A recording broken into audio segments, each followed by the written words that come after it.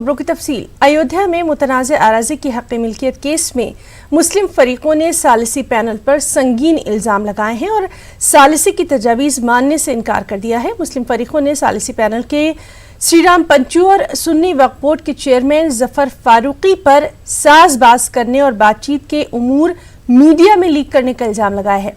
मुस्लिम फरीकीन के मुताबिक सालिसी कमेटी की कोई भी तजावीज़ कैसे काबिल कबूल हो सकती हैं जबकि सालिसी हुई ही नहीं है। हिंदू फरीक खुले तौर से सालिसी के मुखालिफ थे। सालिसी कमेटी ने जो भी कोशिशें की उनमें हिंदू फरीक शामिल नहीं हुआ और जब सालिसी में शामिल नहीं हुए, कोई बातचीत नहीं हुई तो सालिसी कमेटी की तजावीज़ कैसे काबिल कबूल हो सकती हैं।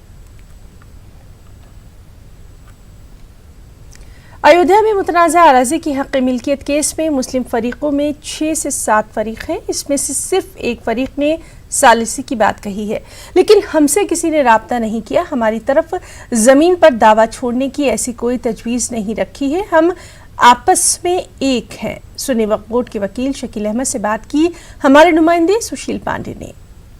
शकील साहब हैं। शकील साहब, लगातार ये आ रहा है कि सुन्नी सेंट्रल वक्फ बोर्ड अपनी दलीलें कह रहा है, सूट वापस ले रहा है, लेकिन आज आप लोगों ने ये कहा कि हम लोग मध्यस्थता के शुरू से खिलाफ हैं और हम अदालत के ही फैसले। नहीं, बिल्कुल मध्यस्थता के खिलाफ नहीं थे। मध्यस्थता के पहले राउंड में हमने पार्टिसिपेट किया था और इस बार मध्यस्थता का कोई नोटिस इन्विटेशन मुझे नहीं आया, तो इसलिए हम डार्क में है। ना हमारे क्लाइंट ने बुलाया ना पैनल ने हमको बुलाया, तो मध्यस्थता का इस सेकंड राउंड में हम इन्वॉल्व नहीं है। चेयरमैन साहब ये कह रहे हैं कि वो चाहते हैं कि मध्यस्थता से इसका हल निकले, चूंकि आप लोग AOR ऑन रिकॉर्ड हैं, शुरू से हाई कोर्ट की बात करें या सुप्रीम कोर्ट में अपना दलील रखते आए हैं, लड़ते आए हैं। हाँ।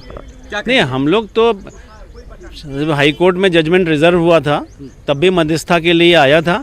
हाई कोर्ट ने मध्यस्थता की बात नहीं मानी थी तो उसकी SLP सुप्रीम कोर्ट में आई थी। उसके बाद सुप्रीम कोर्ट ने रिजेक्ट किया, तब जजमेंट आया था। इसीलिए जजमेंट वहाँ का 15 दिन डिले हुआ था, सितंबर 2010 में। नंबर 2, अभी जब मध्यस्थता के लिए सुप्रीम कोर्ट ने कमेटी अपॉइंट की तो हम लोग फुल फ्लेजली उसमें अपीयर हुए। 3 राउंड हम अयोध्या गए, हमारे साथी गए, यहाँ दिल्ली में मीटिंग हुई।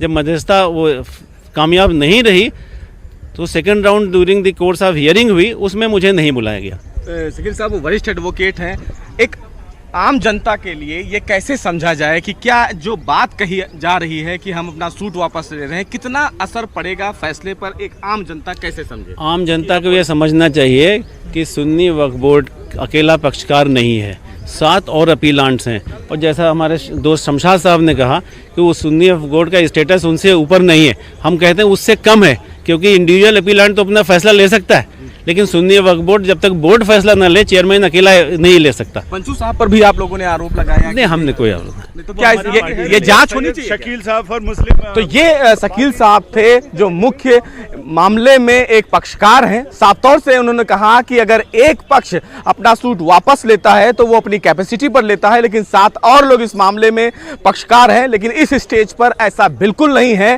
तो ये जो बातें कही जा रही हैं कि सुन्नी सेंट्रल वक्फ बोर्ड अपनी अपील वापस ले रहा है, उनके इस अपील के बाद भी अयोध्या पर कोई फर्क नहीं पड़ेगा। ये साफ है कि सुन्नी सेंट्रल वक्फ बोर्ड को लेकर जो तमाम चीजें आ रही थी उसको तमाम पक्षकारों ने सिरे से खारिज किया है, यानी कि फैसले का इंतजार करना होगा और फैसला ही सर्वमान्य होगा। कैमरामैन दीपक बिष्ट के साथ सुशील पांडे, न्यूज़ 18 दिल्ली। NRC मामले पर सुप्रीम कोर्ट में सुनवाई 26 नवंबर तक के लिए टल गई है। आसाम में नेशनल रजिस्टर ऑफ सिटीजनशिप की फाइनल लिस्ट जारी होने के बाद ये पहली सुनवाई थी। चीफ जस्टिस रंजन गोगोई की सदारत में सैरुकनी बेंच इस मामले की सुनवाई कर रही है। NRC कोऑर्डिनेटर प्रतीक हजेला को मध्य प्रदेश भेजा जा रहा है। ऐसा माना जा रहा है कि प्रतीक हजेला को उनकी जान के खतरे के पेश नज़र मध्य प्रदेश भेजा जा रहा है।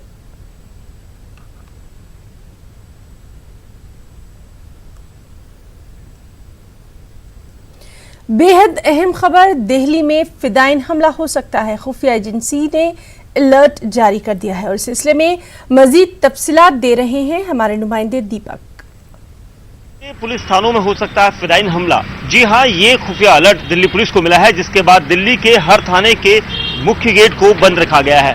आप देख सकते हैं दिल्ली के जो थाने हैं, लगभग 200 पुलिस थाने हैं, जहां पर खुफिया एजेंसियों के अलर्ट के बाद मुख्य गेट को बंद रखने के आदेश दिए गए हैं। वहीं ये बताया गया है कि पुलिस थानों के अंदर किसी भी वक्त कोई ऐसी गाड़ी जो 4 पहिया हो सकती है या फिर 2 पहिया वाहन या फिर कोई शख्स जो संदिग्ध हालात में अंदर घुसने की कोशिश करता है तो उस पर तुरंत अलर्ट और एक्शन लेने के लिए आदेश जारी किए गए हैं। ये हम इस वक्त अमर कॉलोनी पुलिस थाने के सामने हैं और संतरी यहां पर आप देख सकते हैं, क्योंकि संतरी जो हैं उनको अलर्ट पर रखा गया है। हर वक्त एक संतरी की मौजूदगी पुलिस थानों के अंदर रखने के लिए कही गई है, क्योंकि जिस तरह का अलर्ट आया है उसके बाद दिल्ली पुलिस के सभी थानों में इस वक्त इसी तरह की कवायद देखने को मिल रही है, क्योंकि दिल्ली पुलिस इस वक्त खुद आतंकियों के निशाने पर है। और ऐसा अलर्ट आने के बाद दिल्ली पुलिस के सभी थानों में सभी पुलिसकर्मियों को हर पल सजग रखने के आदेश दिए गए हैं। उनको कहा गया है कि किसी भी शख्स की अगर एंट्री होती है तो उसके लिए इतना गेट खोला जाना जरूरी है, इससे ज्यादा गेट नहीं खुलेगा। अगर कोई वाहन यहां पर आता है तो उसको, खासतौर से प्राइवेट वाहन को अंदर जाने की इजाजत नहीं है। जिसके बाद दिल्ली के सभी पुलिस थानों में इस वक्त चौकसी के लिए सभी मुख्य द्वारों को बंद रखा गया है। कैमरामैन दिनेश नागर के साथ दीपक बिस्ट, न्यूज़ 18 इंडिया, दिल्ली। दूध के म्यार को लेकर food safety and standards authority of India ने एक सर्वे रिपोर्ट जारी की है। 41% प्रोसेस्ड और कच्चा दूध म्यारी नहीं है, यानी 41% दूध में फैट और SNF यानी सॉल्ट्स नॉट फैट की मकदार कम पाई गई है, जबकि सेहत के लिए बाइस तशवीश है। इसकी 2 वजूहात हो सकती हैं। एक तो गाय को सही खाना नहीं फराहम किया जा रहा या फिर दूध में पानी मिलाकर फरोख्त किया जा रहा है।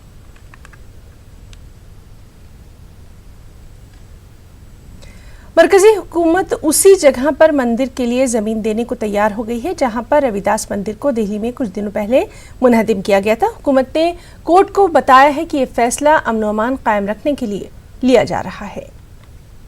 तुगलकाबाद में संत रविदास मंदिर को लेकर एक अच्छी खबर सुप्रीम कोर्ट से आई है। केंद्र सरकार ने आज सुप्रीम कोर्ट में बताया है कि वो उसी जगह पर मंदिर बनाने को तैयार हैं। हालांकि इस मंदिर के ढहाए जाने के बाद तमाम लोग विरोध प्रदर्शन कर रहे थे। उन्होंने कहा था कि ये उनकी आस्था और उनकी विश्वास का मंदिर है, लिहाजा वो मंदिर उसी जगह पर चाहते हैं।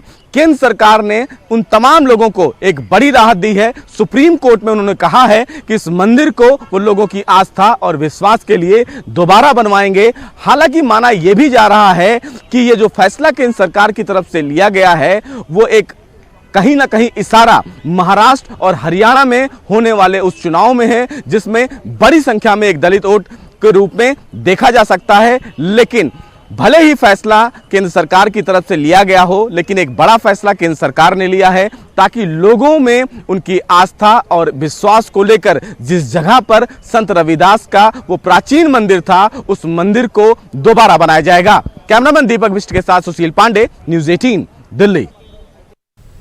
कांग्रेस के नए दफ्तर की तामीर पर कांग्रेस लीडर राशिद अलवी ने कहा कि लोगों से पैसा लेकर कांग्रेस का ये दफ्तर तैयार किया जा रहा है। उन्होंने बीजेपी पर निशाना साधा और कहा कि हमारे पास बीजेपी की तरह पैसा नहीं है।